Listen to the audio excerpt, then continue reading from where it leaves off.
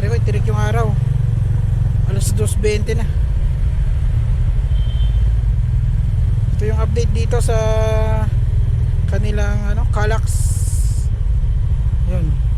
Ito yung hukay. Ito yung pundasyon.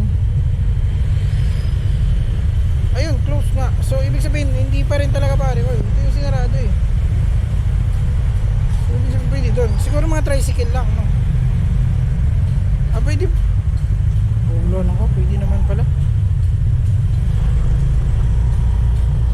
So ayan, gumagawa yung ating mga manggagawa. Kasakulukuyang gumagawa sila. Ayan, ito sarado na, no? Sarado na. Kasi dati kita mo pa yung dyan sa loob nito eh. So ayan. Yung paangat na yan sa mabara ko yung pag ganun. Parang pataas na.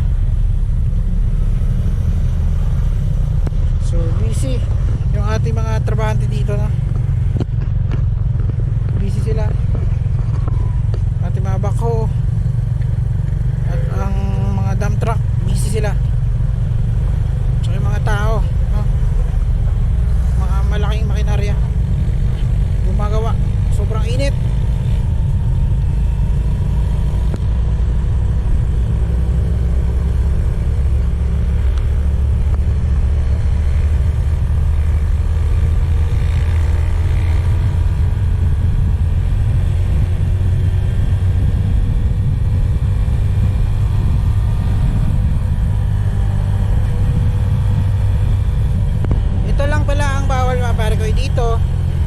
Dito no choice talaga tayo dito. Pag dadaan kayo dito, possible naman, pero ikot tayo.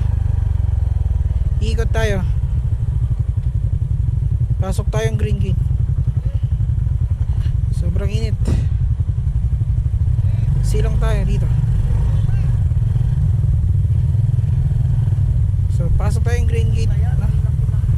Pag papunta kayo, galing kayo Gentry papuntang Imos, Diyan talaga, walang pass dito, one way lang. Kita nyo naman. Dito tayo, pasok tayong green gate dyan.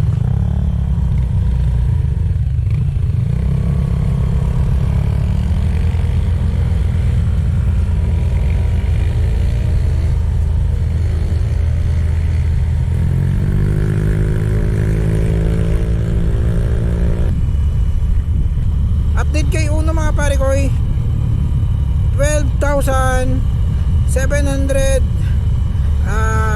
780 kilometers na yun tinakbo, no? So sa magtatanong, wala pa itong tune up. Hindi ko pa na tune up, hindi ko pa na palitan ng oil filter, at hindi pa na pa tune up, hindi pa wala pang pinalitan dito mga pare ko. Laga lang sa langis.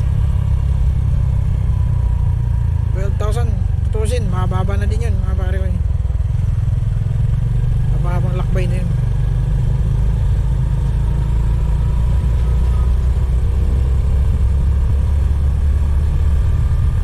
So hanggang dito na lang muna mga pare ko. At dito ko na puputulin yung video. Sama-sama tayo ulit doon sa off-road. So see you next time. See you next vlog. Peace out.